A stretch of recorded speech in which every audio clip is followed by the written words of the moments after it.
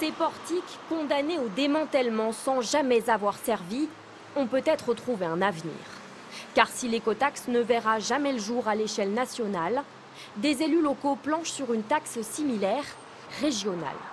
À l'origine du projet, l'ancien ministre des Transports Frédéric Cuvillier, aujourd'hui député du Pas-de-Calais. Ceux qui traversent notre région sans même contribuer à l'entretien, au financement des infrastructures, eh bien que ceci participe à ce qui est un enjeu de croissance et d'emploi. Quelles sont les futures régions concernées? Pour l'instant, le Nord-Pas-de-Calais-Picardie, l'Alsace-Lorraine-Champagne-Ardenne et l'Île-de-France y seraient favorables. Car en Alsace notamment, plus de 8000 camions empruntent chaque jour l'A35, totalement gratuite, contrairement à sa jumelle allemande, où les transporteurs routiers s'acquittent d'une taxe depuis 2005 entre 27 et 55 euros. Résultat, autour de Strasbourg, les bouchons sont quotidiens.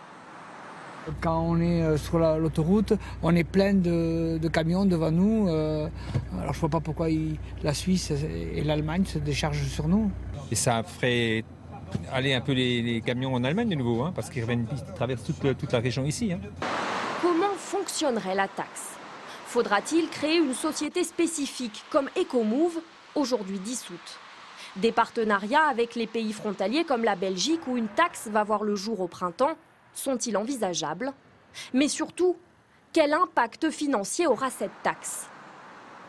Elle frappera les routiers étrangers mais aussi français, comme ce transporteur alsacien qui s'oppose à ce nouveau prélèvement. Une entreprise comme la nôtre, ça lui fera 320 000 euros de taxes supplémentaires à payer pour l'utilisation du réseau alsacien.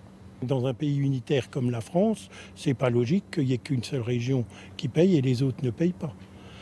L'année dernière, l'écotaxe avait été abandonnée après le soulèvement des bonnets rouges.